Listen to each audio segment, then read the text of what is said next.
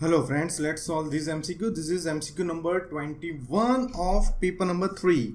इसमें बोला गया है the lengths of the diagonals of rhombus are, rhombus is a quadrilateral in which all four sides are same, are 10 and 24. Then the length of each side of rhombus, हमें rhombus की side पता करनी है. Now this all sides of rhombus are same, so हमें property पता होनी चाहिए rhombus की कि रोम्बस के जो डायगोनल होते हैं वो राइट एंगल पे ही मिलते हैं. तो सबसे पहले हम रोम्बस बना देते हैं, नॉट अ स्क्वायर, रोम्बस. या square is also rhombus but this is not square because दोनों डायगोनल के मेजरमेंट अलग अलग हैं.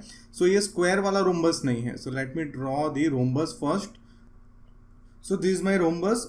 चारों चार साइड सेम लग रही है. Let's name it A B C D. आप ए बी सी डी ऐसे भी दे सकते हो, ठीक है. अभी मैं उसके डायगोनल बना देता हूं A C and B D. So A C and B D. अभी फ्रेंड्स हमारे पास एक डायगोनल 10 है, ठीक है. तो डायगोनल जो होते हैं वो फ्रेंड्स एक दूसरे को बाइसेक्ट करते हैं, सेम दो पार्ट में डिवाइड करते हैं. तो यहाँ पे हम लिख देंगे 5, यहाँ पे लिख देंगे 5. सेम वे यहाँ पे बीच में नेम दे रहे ओ. दूसरा 24 है तो यहाँ पे 12, यहाँ पे 12. अभी फ्रेंड्स हम क्या करेंगे, पाइथागोरियन थ्योरम का इस्तेमाल करेंगे. हमारे पास ये एंगल राइट एंगल है, that we came to know from the property of rhombus. Rhombus की जो प्रॉपर्टीज है उससे मुझे पता चला कि यहाँ पे राइट एंगल फॉर्म होता है. So triangle A O D is right angle, right. So triangle A O D is right angle, right. So let's start according to Pythagorean theorem. जहां पे राइट एंगल है उसकी एडजेसेंट साइड्स इक्वल टू के एक side होती है. So let's start. So we will write A O square plus O D square is equals to A D square. Now A O is 5, so 5 plus O D is 12 is equals to a d square. So it will be 25 plus 144 is equals to a d square. So it will be 169 is equals to a d square. 169 का root ले लेंगे तो 13 is equals to a d. So मेरी जो side है उसका measurement मुझे पता चल गया 13. उसने बोला है लेंथ ऑफ ईच साइड, तो हर एक साइड का मेजरमेंट होगा 13. That's option B. अभी फ्रेंड्स इसमें चैप्टर 7 के फॉर्मूलाज अगर आपको आते हैं तो आप बहुत इजीली ये सॉल्व कर सकते हो. तो before I explain this MCQ I want you to understand 3 formulas, right. 3 formulas of chapter number 7.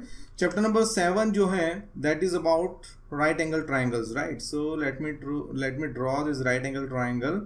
अभी फ्रेंड्स ये मैंने बना दिया ट्राइंगल ए बी सी. अभी इसके 3 फॉर्मूला आपको मैं समझाना चाहता हूँ जो आपको एमसीक्यू के लिए भी समझने में काम आएंगे और आपको फॉर्मूला याद भी हो जाएंगे. Let's say here A, here B, here सी.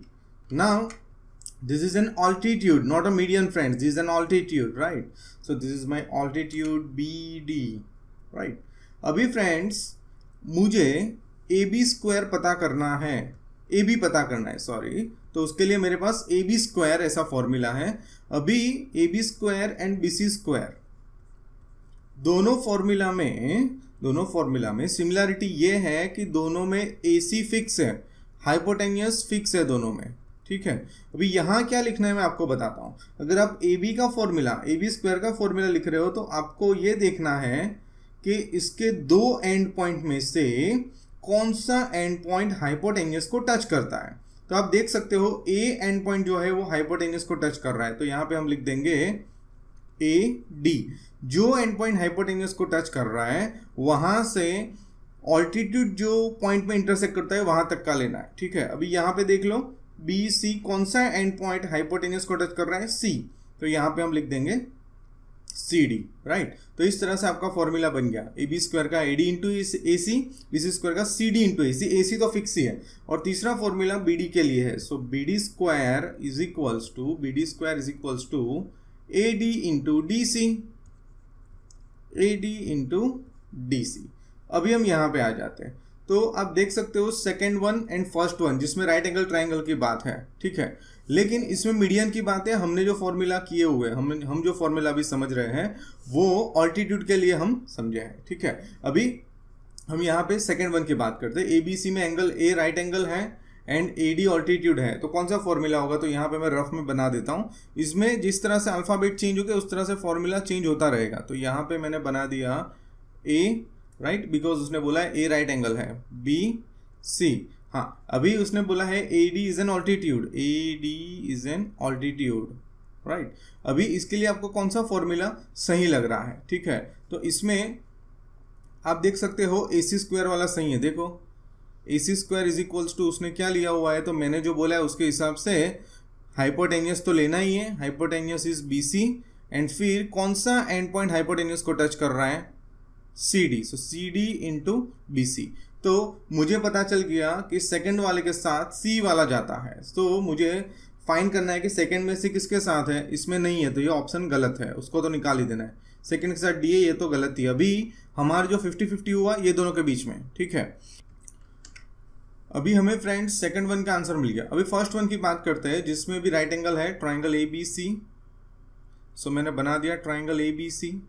इसमें एक दूसरी नई प्रॉपर्टी हमें पता चलेगी, पहले मैं ट्राइंगल ABC फॉर्म कर देता हूँ। तो मैंने फॉर्म कर दिया ABC, angle B right angle and BM is an altitude, so sorry BM is a median, so BM is a median. अभी मीडियन और ऑल्टीट्यूड में डिफरेंस क्या है फ्रेंड्स, तो मीडियन जो होता है फ्रेंड्स वो ये अपोजिट साइड को, राइट एंगल की बात कर रहे हैं हम, राइट एंगल के लिए ही बात कर रहे हैं, वो अपोजिट साइड को सेम दो पार्ट में डिवाइड करेगा। I can say AM is equals to MC, this is about right angle only, याद रखो। अगर BM मीडियन है तो AM is equals to MC and even I can say AM is equals to BM, I can say like this also.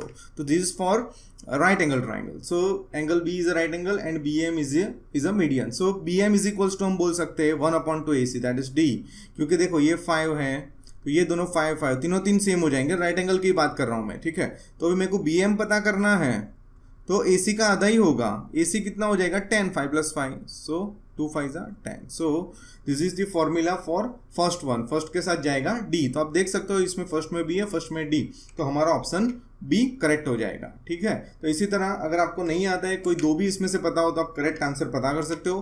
कोई बार ऐसे भी MCQ होते हैं, जैसे कि मैंने 2 के साथ C पता कर लिया तो एक ही ऑप्शन में आपको 2 के साथ C मिलेगा, तो आगे चेक करने की जरूरत भी नहीं है, सीधा आपको जो पता चलता है वो टिक कर देना है। सो इसमें हमारा आंसर हो जाएगा ऑप्शन B।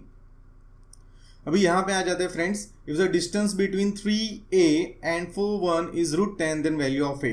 अभी ये हम दो तरीके से सॉल्व कर सकते हैं, एक हम फॉर्मूला से करेंगे और दूसरा हम ग्राफ का यूज करके करेंगे। ग्राफ का यूज करके फास्ट होगा, इसीलिए मैं हर एक स्टूडेंट्स को बोलता हूँ कि आपको जब सप्लीमेंट्री दी जाएगी एग्जामिनेशन में तो पेपर मिलने में थोड़ा वक्त होगा, तो वो वक्त का इस्तेमाल करके, ये मैंने मैन्युअली बनाया हुआ है, ये जो ग्राफ पेपर है मैंने स्केल का इस्तेमाल करके मैन्युअली बनाया हुआ है, तो आप भी रफ में ऐसा मैन्युअली बना के रखो जिससे कि कोऑर्डिनेट ज्योमेट्री के MCQ आप फटाफट से सॉल्व कर सको।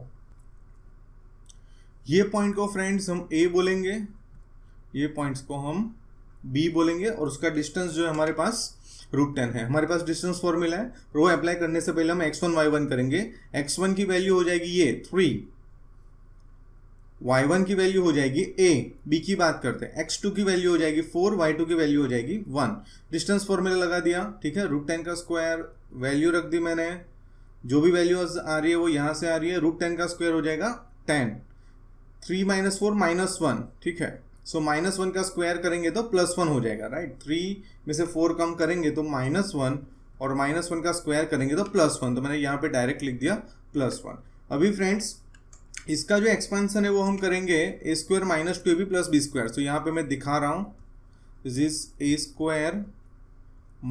2ab + b²। सो ये हो जाएगा a की जगह a, so a² as it is, a की जगह a, b की जगह 1 प्लस b², सो 1 का स्क्वायर, तो ये हो जाएगा a² - 2a + 1। सो यहाँ पे हम लिख देते हैं a² - 2a + 1। अभी फ्रेंड्स a² - 2a 1 1 2, राइट। अभी फ्रेंड्स ये 10 ये साइड ले लेते हैं, सो इट विल बी -10। ये हो गया फ्रेंड्स -8, 10 में से 2 गया तो 8, बिगर नंबर साइन -8, राइट। अभी फ्रेंड्स ये हमारा क्वांटिटी इक्वेशन हो गया। क्या कंडीशन बनेगी, मल्टीप्लाई करो तो हमें चाहिए -8, प्लस करो तो हमें चाहिए 2। अब ये कैसे होगा फ्रेंड्स? तो ये करने के लिए हम एक टेक्निक करते हैं, -4 इंटू 2 हो गया -8, राइट, एंड हियर -4 2, सो ये भी हो गया -2, so this is why this is -4 plus 2, right, my partitions are -4 plus 2, so -4a plus 2a, right. अभी ये दोनों में से कॉमन हो गया a, सो a -4, ये दोनों से कॉमन हो गया 2, सो अगेन a -4, दोनों ब्रैकेट सेम हो गए, दोनों के इक्वल्स टू हम 0 ले लेंगे, राइट। ये हो जाएगा -2, ये हो जाएगा 4। अभी आप देख सकते हो -2 ऑप्शन में है ही नहीं, +4 है, ये दोनों सही आंसर है, तो हमारा आंसर हो गया ए। अभी आपको ये लग रहा है कि this is such a long process, I want faster solution to this MCQ, तो उसमें हम एक टेक्निक करेंगे। अभी फ्रेंड्स 3a मुझे नहीं पता है, लेकिन 4-1 मुझे पता है, ठीक है, सो ये मैंने 4-1 दिखा दिया। अभी 3a उसका मतलब ये होता है कि x एक्सिस का 3, y एक्सिस का a, यानी कि कोई भी पॉइंट ये ब्लैक लाइन पे आप ले लो, जैसे कि ये पॉइंट ले लो, तो ये हो जाएगा 3, 5, यानी कि 3 फिक्स है, ये हो जाएगा 3, 4, ये हो जाएगा 3, 3, तो ये 3 जो है वो सब में फिक्स है। तो इसीलिए मुझे 1.3 दिया, उससे मुझे पता चल गया कि ये जो एक्सिस है, ये जो उन्होंने ब्लैक लाइन बनाई हुई है, उसके ऊपर वो पॉइंट है, और वो पॉइंट कितना दूर है, तो उसके लिए मैं डिस्टेंस दिया हुआ है √10। अभी आप देख सकते हो फ्रेंड्स, 9 का रूट निकालो तो वो आएगा 3, तो 10 का रूट निकालोगे तो 3, 3.1, 3.2 somewhere near to that, right. Okay, तो अभी आप ऐसा पॉइंट ढूंढो ये लाइन पे ही जो 3 सेंटीमीटर जितना दूर हो, ठीक है। तो हम यहां से जाते हैं, ठीक है, लेट्स यूज अवर स्केल। 3 की बात चल रही है, ठीक है। तो फ्रेंड्स आप देख सकते हो यहाँ पे कि 3.1, जैसे मैंने बताया 3.1, 3.2, तो ये पॉइंट आपको मिल गया 4, तो एक पॉइंट आपका हो गया ये, जो कि √10 सेंटीमीटर दूर है। अभी ये रूट में दिया हुआ, अगर रूट में नहीं देते, अगर 9 यूनिट दे देते या √9 दे देते तो और इजी हो जाता। अगर रूट में देते तो आपको अप्रॉक्स सोचना है। सेम वे इधर आ जाते हैं, 3 सेंटीमीटर दूर होना चाहिए, तो आप देख सकते हो कि ये आपको यही ब्लैक लाइन पे ही लेना है, तो आप देख सकते हो -2। तो हमारा जो आंसर है 4n -2 वो हमें मिल गया, ठीक है, 4n -2। This is how you can solve faster also. अभी फ्रेंड्स ये हम ड्रॉ करके ही पता करते हैं, इसमें हम लॉन्ग मेथड में जाएंगे ही नहीं। इसमें 4 पॉइंट है, कौन से हैं? तो एक ही बात करें तो 1, 3 है, यानी x का 1, y का 3, तो ये हमारा हो गया point A, so let's name it point A। और आगे जाते हैं B.43, सो x का 4, y का 3, सो ये हमारा B पॉइंट हो गया। सो this is my point B, let's name it point B। Now C क्या हो जाएगा? x का 4, y का 5, सो x का 4, y का 5, तो ये हमारा हो गया C, राइट। अभी फ्रेंड्स D का हो गया 1, 5, तो यहाँ पे कर देते हैं 1, 5। तो आप देख सकते हो कि ये रेक्टेंगल बन गया, ये 2 सेंटीमीटर, ये 3 है, all sides are not same, so this is not square, this is rectangle. So हमारा आंसर है ऑप्शन C, दैट्स रेक्टेंगल। अभी यहाँ पे आ जाते हैं friends 3 points P23, so let's come over here P23, so x का 2, y का 3, आप याद रखो जो फर्स्ट नंबर होता है वो x के लिए लेते हैं, so this is my P, right. Then let's go ahead, दूसरे कौन से पॉइंट्स की बात है? 2, 5, x का 2, y का 5, right, this is 2, 5, so 2, 5 will be here, isn't it? This is 2, 5, so this is Q, and let's think about last point, that's point R, that is 2√3 + 4। अभी friends ये आपको परेशान करेगा, आप सोच रहे हो ये कैसे हम सॉल्व करेंगे। तो हमने एरिया रिलेटेड टू सर्कल में एक वैल्यू पता की थी कि अगर कहीं भी √3 आता है तो हमें उसके लिए 1.73 लेना है, ठीक है। सो 2 + 1.73 is 3.73, right? So 3.73 and 4, so x का 3.73, it means 3.7, so यहाँ पे आ जाते हैं 3.7, and let's go up from here, this approx 3.7, let's go over here and दूसरा पॉइंट है हमारा 4 because that is given in the question, right. 3.73 and 4, so it will be somewhere here, right. So let's take this point. और अभी हम ये measurement check करेंगे, ये कितना मेजरमेंट है तीनों साइड का वो चेक करेंगे, उससे पता चलेगा कि कौन से टाइप का क्वाड्रिलेटरल है ये, ठीक है, सॉरी कौन से टाइप का ट्रायंगल है ये. तो अभी फ्रेंड्स यहाँ पे हम मेजरमेंट देख रहे हैं, this somewhat 1.9, this is also 1.92, right, and this is 2.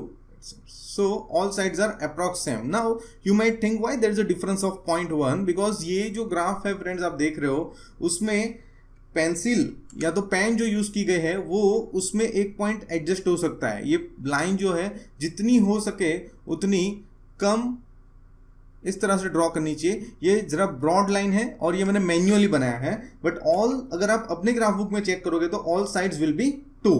So our answer is equilateral. I think you understood, right? So this is how you can get the answer without doing method. अगर आपके पास graph है तो अगर आपको examination में faster और ज़्यादा score करना है तो आपको एक ग्राफ मैन्युअली बना देना है. आई होप कि आपको ग्राफ बनाते आता ही होगा, ये मैंने मैन्युअली ही बनाया हुआ है आपको समझाने के लिए. So I hope you understood from 21 to 25th MCQ. Thank you so much for watching my videos. See you in the next video.